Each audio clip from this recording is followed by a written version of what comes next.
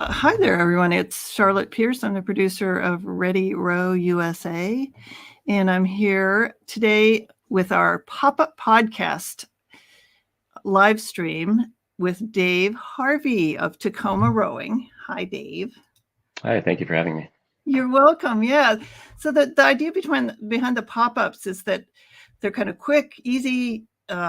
We can have them as frequently as we want, and we can like if you have something immediate that you want to get out. So at our website we have the form you can fill out. So if you're a club or an organization, you want to get the word out about something, we like nothing better than to talk about rowing and to rowers and getting people involved and access and things like that. So we have two themes this year. We have access and inclusion, and that's partly Dave's mission, and he'll be talking about that in a little bit. And then fitness for life. So as an older rower of a certain age, I am very interested in that. I row with women and men in their 70s and 80s, and they're just going strong. So I love what rowing does for the aging body. Anyway, I will go through our couple of sponsor acknowledgments. They keep the lights on and the bits and bytes flowing, especially Good Inklings. It's my website developer, and she's a sponsor. Laura Williams, she's offering a free website audit. So if you have a website that's been kind of languishing for a while, Laura is super good at just getting to the heart of it, making it faster, cleaner, and more effective, and getting the word out about what you want to communicate. So she does mine. My new website is about 6 months going now. It's just like 3 menu items. I love it so much. And she makes it easy. She answers my questions at midnight and things like that when I have urgent issues. Burnham Boats, one of my favorite companies in the rowing world. They're on our Customer Service Hall of Fame, which we will be launching a little bit late. I promised it earlier in the winter, but I'm going to be launching the page here soon. But just because customer service is in the DNA of companies like Burnham. So you know them, don't you, Dave? I do, yeah. Yeah, they're just... You can drop by a regatta and talk to Peter Kermond and Linda Murray's working with him, and they're just it's in their blood just to be nice and helpful. But we have Dave Harvey, Tacoma Rowing, a new club in Tacoma, Washington. And welcome, Dave. Thanks for coming and being part of our show. Yeah, of course. We're excited to be here. Yeah. I kind of became aware that you were launching and getting underway with your first season, and you have some programs coming up. But first, why don't you just tell us a little bit about where you come from in the rowing world, and what motivated you to start a rowing club of all things? So I'm Dave Harvey with Tacoma Rowing. I grew up outside of Boston in Worcester, Massachusetts. So I learned to row as a high school student on Lake Quinsigamond. And then I rowed at WPI there in college for a little bit. And I took a break from rowing for a few years. I moved out to Seattle after college. And I would always see the boats going through the Montlake Cut and things. So it was still kind of in the back of my mind. When my wife and I moved to Minnesota for a few years, again, we were right by the water. We both worked at the University of Minnesota for about 5 years, and I would run the stairs by the boathouse, and that it didn't take long before I was back into the sport. And my wife took a learn to row class, and so we were 2 days a week. We actually got to row together, which was really fun. That was a great experience. And no marital conflicts on the. No, the only time that ever came up was in a double kayak. That's the same thing happened to me with my husband. We had the biggest fight. No, you're supposed to pull on that side. No. Anyway, go ahead. It's all right. Yeah, so if you can row a small boat with your partner, it's okay to go ahead and get married, I think. Yeah, okay, you're proof of that. Yeah. Yeah, so we rode together for a little bit out there. But I kept talking about coaching, I think, and I didn't quite have the confidence to go for it. And finally she said, you keep talking about it, like you just got to do it. Mhm. And so I volunteered for a Learn to Row, and that was super fun. Then we moved to Connecticut, and I applied to be an assistant coach of the high school program there. But before my first day, the head coach had resigned, and so I became the head coach, which I was unprepared for, I would say, at least from my perspective. Yeah, you But just that got to was put one foot in front of the other, though, right? Just, that's right. Yeah. yeah. It was super fun. And, I think, working with kids, they're just, as long as you're honest with them and open, and it's just, it Yeah. was fine. Yeah. The things I were worried about, it was not, not what I needed to be worried about. And kids are great. It's so fun to work with kids. And so, yeah, I coached the high school program in Connecticut for 3 years. When we relocated back out to the West Coast, I took a collegiate coaching job for 5 years. And it had always been in my mind when we moved to Tacoma to start a program. If you're familiar with the geography out here, Yeah. there's a juniors program located, depending on traffic, anywhere from 25 to 50 minutes from downtown. And they do a great job. And that's where my collegiate program was also located, where I worked. But most kids in Tacoma couldn't get there after school. And so I had always had this dream of like starting this program downtown in Tacoma. And when the pandemic hit and the collegiate season was canceled in 2020, that I realized I'm never going to have more time than I have right then. And so Yeah. we started making the push then. Yeah. And you found a club that was kind of um, winding down or not very Mhm. active. Is that in Yeah, Tacoma? there was an existing masters club, but they didn't have any organized activities. They didn't participate in races. They weren't Mm-hmm. even members of US Rowing. So it's very limited in what they were doing. But the two gentlemen who were kind of still involved with it a little bit had a ton of institutional knowledge, and they had a ton of connections in the city. And since I was new here, I really relied heavily on them in terms of trying to figure out who to reach out to, talking to the parks department, that sort of thing, figuring out where kids could get swim lessons. They were definitely Yeah. instrumental in kind of connecting me with the right people in Tacoma. Yeah, I remember talking to Arshay Cooper about getting programs going, and when he goes and gives talks and stuff, and communities of color or underserved communities, it's not like here in suburban Boston where everybody's kid takes swimming lessons when they're Right. 3 or Mhm. Yeah. you have to start with those basics, those things that are provide an obstacle. Yeah, absolutely. And to that point, it was eye opening to me, because I knew those a few things like that, right? Yeah. But we actually handed out flyers to kids outside of one of the high schools that's less than 2 miles from the waterway, Hmm. and there were kids who didn't know there was water downtown, and there were kids most of the kids, I would say, probably 80 to 85% had never been on that waterway, even though Yeah. it's right downtown. You can't miss it if you're downtown. And you've Um, had some of those kids come in and start rowing, and what's yeah. the reaction? Do they latch into it right away, or do they kind of like come and go, or I think for the most part, everybody latches onto something. Like there are kids who are like rowing for 5 minutes and then are like, okay, tell me about races. When do we do them? How do we train?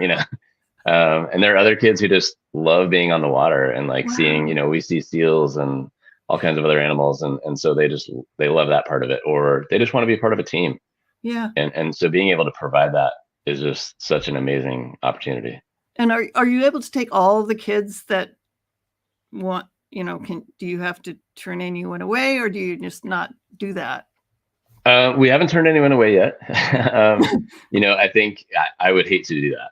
Yeah. I would, and there's the nice thing is like there's two Division III rowing programs out here that have Okay. men's and women's teams, and so a lot of those collegiate athletes have said, hey, like we're happy to help and that sort of thing. And so, Right. I think the volunteer support has been great. Right. Yeah. And so you're really gearing up this year. What's Mhm. going on right now, and what's coming up, and what can people jump in on now? Are you trying to recruit for certain programs? Yeah, absolutely. So we have our middle school program going now, and so this is our first full kind of traditional youth program season that we've Mm-hmm. had. So we have middle school now, and we will add high school program in the fall. But right now, people can register for. We have a series of 1 week youth summer camps that we're going to do for middle and high school students. So people can register for those. On the adult side of things, we are doing some starting next month. This is one of the things I'm most excited about doing is Monday morning rows for BIPOC entrepreneurs in the area. Oh, cool. Yeah, and this came out of a learn to row we did with a couple that owned a juice bar in town, Intentions Juice Bar. If you're ever out in Tacoma, they're great people and they've supported our program a ton. But they came out to row, and Marquita said, like, we work on the weekends, we work long hours, like we have small kids. There's Marquita on the screen there. I was wondering if that was her. Yeah, I love that picture. Yeah, great. So she said, like, it would be great to be able to row on Monday mornings, like after we drop the kids off at school. And I said, we have to do that. Like, we're going to figure out a way to do this. And so, yeah, we're going to launch that next month, and we'll run it through September, and it's going to be a free program. We understand people are busy, so if they can make it all the time, great. If they can just drop in sometimes, that's great too. But we've had a great response, and we're so excited to get that program going. And then you got some ergs. Did you get it? Are you getting anything donated, or is there like grants that you're working on? Or yeah, so we are a partner with STEM to Stern. So Concept 2 helped us out a little bit through there. We're also the ErgEd coordinator with Tacoma Public Schools for the Pocock Foundation. Cool. And so right now, or in the summer, when the schools won't be using the ergs, we'll have access to those machines as well. So that's been great. But yeah, we've had, Concept 2 also donated oars. They've been super supportive of trying to help us get going. And other clubs have too. Like a fund, or what do you call it, endowment, or anything like that you're working on? It seems like a lot of people, or I mean, I don't know, maybe I'm supposing that people don't have oodles of money. You are correct. Yeah, so you can see in that picture. So we don't have an indoor covered space at all. So we're totally outdoors. So we have that cargo container you can see in the background there. Yeah. So that so we are raising money to and we've raised about 2/3 of the funds to kind of get that site on the waterway set up. The Parks Department owns that land. We had put the fencing up, get the boats in, get the rack set up. We have the erg stored in the container there. So yeah, we've raised $10,000. We have another 5,000 or so to go. But we've had some good fundraisers, like partnering with local businesses and things, and that's been great. And the other picture there on the left is a local business, Tacoma Wellness Studio, has been great about hosting events for us. They've hosted, I think, 4 or 5 events for us now. And do they find you, or are you like pounding the pavement looking for corporate sponsors? They found us. One of their staff members, Kelsey, is a former collegiate rower from Western Washington University, and so we knew each other, and she had kind of watched what we were doing and connected me with her business partner Eric, and they've been great about supporting us. That's awesome. So you're hopeful about the growth and the just being able to hold on to your mission and absolutely. I think our mission is empowering youth and building community through rowing. And we try to be really deliberate with everything we're doing in terms of reaching out to those communities who haven't had access to the sport first. And so that's made for a lot of conversations where people found out about us. Hey, like, I want to store my shell, or I want to come down a row. I rowed in college, and we just say, hey, like, we're going to wait a year for that. We want people to know that they can come down to the boathouse, and it's open to everyone, and you don't have to have rowed at a certain place or have this erg score or be able to pay this amount. And so it's really worked out well, and people have almost entirely responded really well to that. It's been great to see. I just started rowing 10 years ago. I was at the age of 56 or something like that. And erg scores are like, if I never see another Concept 2 performance monitor screen on Instagram, it'll be too soon. Yeah. I can't get there. Anyway, I wanted to point out that this is Ready Row USA. We're spotlighting Tacoma Rowing with Dave Harvey, the founder and coach. And we have some slides that we're showing of some, the images from Tacoma Rowing. But if you're listening on your audio app, podcast app, it's on all the major podcast apps. We will have the link to these slides in the show notes. And of course, you can find a lot more information on tacomarowing.org. What are we looking at here? This room, it looks like somebody's looking at a screen. Yeah, so that's Ashley Pryor from Relentless Rowing Academy up by the screen. And she came out to visit. And this is, I think, kind of an example of how we try to do things. So she came out, she was out here for 2 days. She visited in Seattle and then came down to Tacoma. And 90% of the time, we did nothing to do with rowing. We just went and met people in the community and talked to people and went to small businesses and that sort of thing. And I think that it was not the traditional model of like when you have someone who's really connected in the rowing world and doing great things, most people bring them out and put them in a boat or have them coach and that kind of thing. And I asked Ashley, I said, hey, are you willing to just come out and meet people and talk to people about your experience in the sport and have conversations? And so there were no big glitzy presentations or no boat christenings or anything. We just met people in the community, and she was super supportive of what we're trying to do and has been since then. And I'd it was love great to have see her on the program too. Yeah. So that was an event where we had we invited folks in the community, BIPOC, I think business owners, we invited BIPOC business owners for that particular event and said, hey, Ashley will kind of talk about her experience in the sport and kind of what's going on in the sport right now, and also do like a quick, because she does the row house classes. And so she got on and did like a quick demonstration for everybody, and everybody got on the machines. And it was really a fun evening. Yeah, cool. Well, we're going to try and hold to our 15-20 minute time frame, but I can see that there's a lot more to talk about. And I just want, I want to give you a chance to restate the things that you're working on now and looking for input on and so signups and programs. And then we'll get into our little wind down here. Yeah, so summer camp registration is open.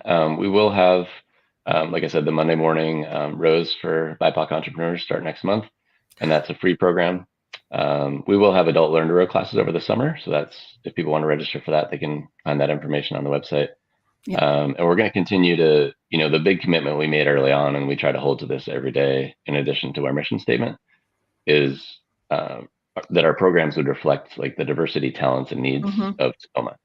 And so we're always looking for ideas from people in the community about, hey, have you reached out to this group, or have you thought about trying this? Because when people ask, where's Tacoma Rowing going to be in 5 years? I have somewhat of an answer, but it needs to evolve with the community. It can't just be going out and saying, hey, we're offering this one thing. We want you to come being a paying customer like everybody else. It's got to be flexible and adaptable to what people need here. I have to say your website is really great. I love the fact that you acknowledge the indigenous occupants of the original occupants of the land, and it was really sensitively done. It was really nice. Okay, well, that's good to hear. So we encourage everyone to go and do that and check it out at tacomarowing.org. And Dave will be with us for our Learn to Row. We're going to do a series of podcasts and probably focusing on converting Learn to Row to long-term rowing club members and rowers. So rowing club managers and people might want to participate, or to heads up on that. So we'll be announcing that later on at readyrowusa.com. You can connect with us on social media and use the hashtag across the internet. It's ReadyRowUSA is the hashtag, and we will follow you around and give you stuff. Maybe Dave can give us a little something to give away to our hashtag users. Yeah, like a coaching session or something. Like some people give like remote coaching, and you'll send in your video, and it's really valuable stuff. Yeah. And then we have gadgets and gear. Yeah. We have a lot of wonderful programs scheduled for 2022, even though it's like almost more than a quarter of the way through, which is kind of blows my mind. But we have Learn to Row, then we're going to have a episode on recovery, including trauma, addiction, breast cancer, things like that, and how rowing can benefit people going through those things. Inclusion, like I said, and we'll be doing some pieces about the Rowing Industry Trade Association and the members what they're doing. And then we also like to geek out on athletic tech. So, wearables and watches and things like that. If you have a favorite one, just send it in and we'll put it on. So that, like I said, on the website, we have the club news form, and then Dave used that to sign up for this pop-up. So thank you, Dave. Gadgets and gear as well. It doesn't have to be expensive. It can be $5, like this little Concept 2 phone holder that's on the screen right now. It's actually $5. And that's about it for us. Any last words, Dave? No, I think I really appreciate the opportunity. And if people have questions about what we're doing, feel free to reach out. I always tell people if we can't explain how what we're doing ties to our mission, then we need to change what we're doing. So, and it's Dave@tacomarowing.org is your way. That's correct. Yeah, cool. Thank you so much. It's been great getting to know you, and we'll talk to you closer to the Learn to Row episode too. Yeah, sounds good. Thank you. Okay, Dave. Thank you. Bye.